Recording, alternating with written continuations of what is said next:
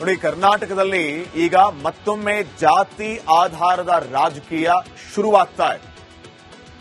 ಜಾತಿಯ ಹೆಸರಲ್ಲಿ ಸಿಎಂ ಸ್ಥಾನ ಕೇಳುವ ಸಂಪ್ರದಾಯ ಪುನರಾವರ್ತನೆಯಾಗ್ತಾ ಇದೆ. ಸಿದ್ದರಾಮಯ್ಯ ಅವರು ಕುರುಬ ನಾಯಕ. 2.5 ವರ್ಷ ಆಯಿತು ಅವರು ಸಿಎಂ ಸ್ಥಾನದಲ್ಲಿದ್ದಾರೆ. 2.5 ವರ್ಷ ಪೂರ್ಣ ಮಾಡಿದ್ದಾರೆ.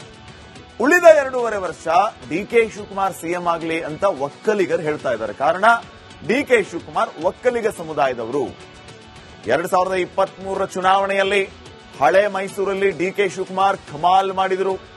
ಹಳೆ ಮೈಸೂರಲ್ಲಿ ಜೆಡಿಎಸ್ ಪ್ರಾಬಲ್ಯ ಇರುವಂತಹ ಕ್ಷೇತ್ರಗಳಲ್ಲಿ ಕಾಂಗ್ರೆಸ್ ಅಧಿಕಾರಕ್ಕೆ ಬರೋಕೆ, ಕಾಂಗ್ರೆಸ್ ಗೆಲ್ಲೋದಕ್ಕೆ ಸರ್ವ ಪ್ರಯತ್ನಗಳನ್ನ ಮಾಡಿದ್ರು, ಯಶಸ್ವಿನೂ ಆದ್ರು.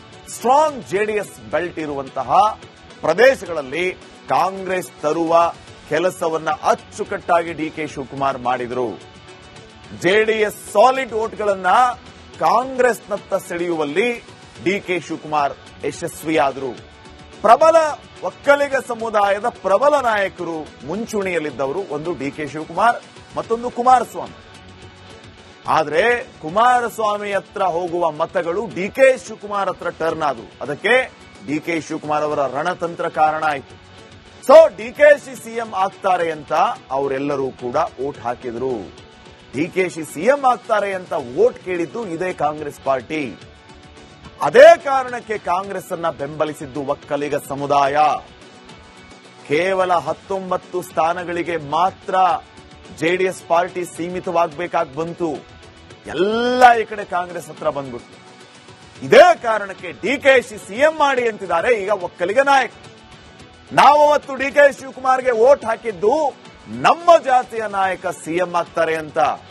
ಈಗ ನೀವು ಅವ್ರನ್ನ ಸಿಎಂ ಮಾಡ್ತಾ ಇಲ್ಲ, ನಡು ನೀರಲ್ಲಿ ಕೈ ಬಿಡುವ ಕೆಲಸ ಮಾಡ್ತಾ ಇದ್ರಿ. ಯಾಕೆ? ನಮ್ಮ ಒಕ್ಕಲಿಗ ಸಮುದಾಯದ ನಾಯಕನನ್ನ ಸಿಎಂ ಮಾಡಿ ಅಂತ ಒಕ್ಕಲಿಗ ಸಮುದಾಯ ಕೇಳ್ತಾ ಇದೆ. ಆದರೆ ಸಿಎಂ ಪಟ್ಟದ ಆಟಕ್ಕೆ ಚೆಕ್ಮೇಟ್ ಇಟ್ಟಿದ್ದಾರೆ ಸಿದ್ದರಾಮಯ್ಯ ಅವರು. ಒಕ್ಕಲಿಗ ಶಾಸಕರನ್ನ ವಿಶ್ವಾಸಕ್ಕೆ ತೆಗೆದುಕೊಳ್ಳೋದಕ್ಕೆ ಸಿದ್ದರಾಮಯ್ಯ ಪ್ರಯತ್ನ ಮಾಡ್ತಾ ಇದ್ದಾರೆ. ಒಕ್ಕಲಿಗ ಶಾಸಕರಿಗೆ ಕರೆ ಮಾಡಿ ಸ್ವತಃ ಸಿದ್ದರಾಮಯ್ಯ ಅವರು ಮಾತಾಡಿದ್ದಾರೆ. ಚಲುವರಾಯಸ್ವಾಮಿ ಅವರ ಜೊತೆ ಮಾತಾಡಿದ್ದಾರೆ. ಗಣಿಗ ರವಿ ಅವರು ಕೂಡ ಹೋಗಿದ್ದಾರೆ. ಈ ಕಡೆ ಶಿರಾದ ಟಿವಿ ಜಯಚಂದ್ರ, ಅರಸೀಕೆರೆಯ ಕೆಎಂ ಶಿವಲಿಂಗೇಗೌಡ, ಮಾಗಡಿಯ ಬಾಲಕೃಷ್ಣ, ಶ್ರೀರಂಗಪಟ್ಟಣದ ರಮೇಶ್ ಬಾಬು, ಇವರಿಗೆಲ್ಲರಿಗೂ ಕರೆ ಮಾಡಿದ್ದಾರೆ. ಆತುರದ ನಿರ್ಧಾರ ಬೇಡ, ನೀವೆಲ್ಲ ಮುಂದೆ ಸಚಿವರಾಗಬೇಕು, ಬೆಳೆಯುವಂತ ನಾಯಕರು, ಆತುರದ ನಿರ್ಧಾರ ಮಾಡಬೇಡಿ ಅಂತ ಇವರು ಹೇಳಿದ್ದಾರೆ. ದೆಹಲಿ ನಾಯಕತ್ವ ಅಂತ ಗೊಂದಲ ಮೂಡಿಸಬೇಡಿ, ತಮ್ಮ ಪರ ನಿಲ್ಲಬೇಕು, ನಿಲ್ಲುವಂತೆ ಮನವೊಲಿಸುವ ಯತ್ನವನ್ನ ಸಿಎಂ ಸಿದ್ದರಾಮಯ್ಯ ಅವರು ಮಾಡಿದ್ದಾರೆ. ಸೊ ಸಿದ್ದರಾಮಯ್ಯ ಅವರ ಈ ಮನವೊಲಿಕೆ ಕಾರ್ಯ ಎಷ್ಟರ ಮಟ್ಟಿಗೆ ಯಶಸ್ವಿಯಾಗುತ್ತೆ ನೋಡೋಣ. ಇನ್ನು ನೆಕ್ಸ್ಟ್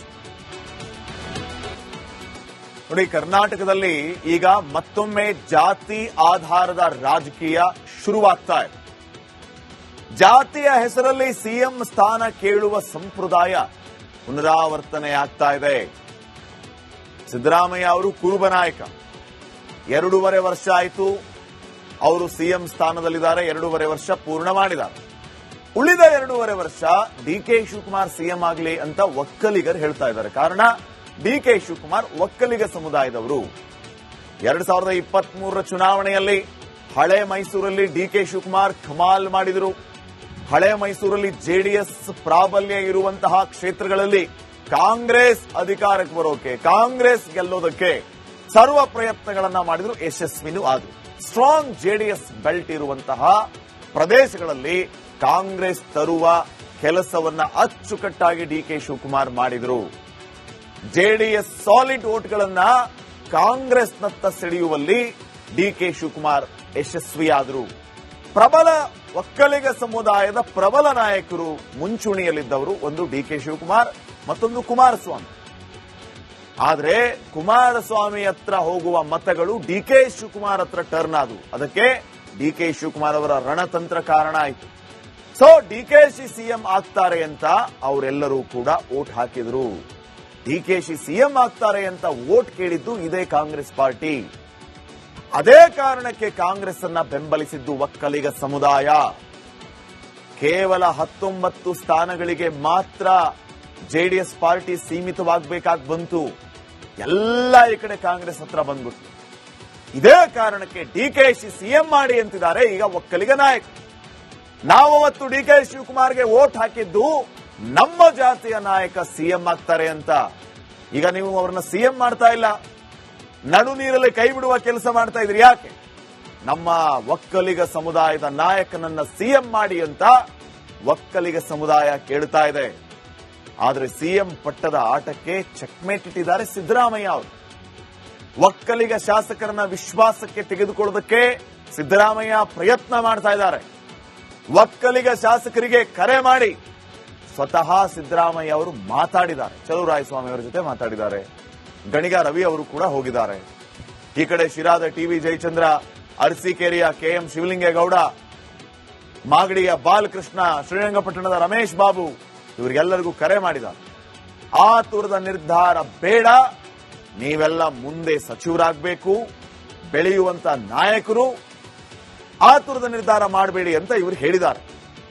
ದೆಹಲಿ ನಾಯಕತ್ವ ಅಂತ ಗೊಂದಲ ಮೂಡಿಸಬೇಡಿ, ತಮ್ಮ ಪರ ನಿಲ್ಲಬೇಕು, ನಿಲ್ಲುವಂತೆ ಮನವೊಲಿಸುವ ಯತ್ನವನ್ನ ಸಿಎಂ ಸಿದ್ದರಾಮಯ್ಯ ಅವರು ಮಾಡಿದ್ದಾರೆ. ಸೊ ಸಿದ್ದರಾಮಯ್ಯ ಅವರ ಈ ಮನವೊಲಿಕೆ ಕಾರ್ಯ ಎಷ್ಟರ ಮಟ್ಟಿಗೆ ಯಶಸ್ವಿ ಆಗುತ್ತೆ ನೋಡೋಣ. ಇನ್ನು ನೆಕ್ಸ್ಟ್ ನೋಡಿ, ಕರ್ನಾಟಕದಲ್ಲಿ ಈಗ ಮತ್ತೊಮ್ಮೆ ಜಾತಿ ಆಧಾರದ ರಾಜಕೀಯ ಶುರುವಾಗ್ತಾ ಇದೆ. ಜಾತಿಯ ಹೆಸರಲ್ಲಿ ಸಿಎಂ ಸ್ಥಾನ ಕೇಳುವ ಸಂಪ್ರದಾಯ ಪುನರಾವರ್ತನೆಯಾಗ್ತಾ ಇದೆ. ಸಿದ್ದರಾಮಯ್ಯ ಅವರು ಕುರುಬ ನಾಯಕ, 2.5 ವರ್ಷ ಆಯಿತು ಅವರು ಸಿಎಂ ಸ್ಥಾನದಲ್ಲಿದ್ದಾರೆ. 2.5 ವರ್ಷ ಪೂರ್ಣ ಮಾಡಿದ್ದಾರೆ. ಉಳಿದ 2.5 ವರ್ಷ ಡಿಕೆ ಶಿವಕುಮಾರ್ ಸಿಎಂ ಆಗಲಿ ಅಂತ ಒಕ್ಕಲಿಗರು ಹೇಳ್ತಾ ಇದ್ದಾರೆ. ಕಾರಣ, ಡಿಕೆ ಶಿವಕುಮಾರ್ ಒಕ್ಕಲಿಗ ಸಮುದಾಯದವರು. 2023 ಚುನಾವಣೆಯಲ್ಲಿ ಹಳೆ ಮೈಸೂರಲ್ಲಿ ಡಿಕೆ ಶಿವಕುಮಾರ್ ಕಮಾಲ್ ಮಾಡಿದರು. ಹಳೆ ಮೈಸೂರಲ್ಲಿ ಜೆಡಿಎಸ್ ಪ್ರಾಬಲ್ಯ ಇರುವಂತಹ ಕ್ಷೇತ್ರಗಳಲ್ಲಿ ಕಾಂಗ್ರೆಸ್ ಅಧಿಕಾರಕ್ಕೆ ಬರೋಕೆ, ಕಾಂಗ್ರೆಸ್ ಗೆಲ್ಲೋದಕ್ಕೆ ಸರ್ವ ಪ್ರಯತ್ನಗಳನ್ನ ಮಾಡಿದ್ರು, ಯಶಸ್ವಿನೂ ಆದ್ರು. ಸ್ಟ್ರಾಂಗ್ ಜೆಡಿಎಸ್ ಬೆಲ್ಟ್ ಇರುವಂತಹ ಪ್ರದೇಶಗಳಲ್ಲಿ ಕಾಂಗ್ರೆಸ್ ತರುವ ಕೆಲಸವನ್ನ ಅಚ್ಚುಕಟ್ಟಾಗಿ ಡಿಕೆ ಶಿವಕುಮಾರ್ ಮಾಡಿದರು. ಜೆಡಿಎಸ್ ಸಾಲಿಡ್ ವೋಟ್ಗಳನ್ನ ಕಾಂಗ್ರೆಸ್ನತ್ತ ಸೆಳೆಯುವಲ್ಲಿ ಡಿಕೆ ಶಿವಕುಮಾರ್ ಯಶಸ್ವಿಯಾದರು. ಪ್ರಬಲ ಒಕ್ಕಲಿಗ ಸಮುದಾಯದ ಪ್ರಬಲ ನಾಯಕರು ಮುಂಚೂಣಿಯಲ್ಲಿದ್ದವರು ಒಂದು ಡಿಕೆ ಶಿವಕುಮಾರ್, ಮತ್ತೊಂದು ಕುಮಾರಸ್ವಾಮಿ. ಆದ್ರೆ ಕುಮಾರಸ್ವಾಮಿ ಹತ್ರ ಹೋಗುವ ಮತಗಳು ಡಿಕೆ ಶಿವಕುಮಾರ್ ಹತ್ರ ಟರ್ನ್ ಆದವು. ಅದಕ್ಕೆ ಡಿಕೆ ಶಿವಕುಮಾರ್ ಅವರ ರಣತಂತ್ರ ಕಾರಣ ಆಯಿತು. ಸೊ ಡಿಕೆಶಿ ಸಿಎಂ ಆಗ್ತಾರೆ ಅಂತ ಅವರೆಲ್ಲರೂ ಕೂಡ ವೋಟ್ ಹಾಕಿದ್ರು. ಡಿಕೆಶಿ ಸಿಎಂ ಆಗ್ತಾರೆ ಅಂತ ವೋಟ್ ಕೇಳಿದ್ದು ಇದೇ ಕಾಂಗ್ರೆಸ್ ಪಾರ್ಟಿ. ಅದೇ ಕಾರಣಕ್ಕೆ ಕಾಂಗ್ರೆಸ್ ಅನ್ನ ಬೆಂಬಲಿಸಿದ್ದು ಒಕ್ಕಲಿಗ ಸಮುದಾಯ. ಕೇವಲ 19 ಸ್ಥಾನಗಳಿಗೆ ಮಾತ್ರ ಜೆಡಿಎಸ್ ಪಾರ್ಟಿ ಸೀಮಿತವಾಗಬೇಕಾಗಿ ಬಂತು.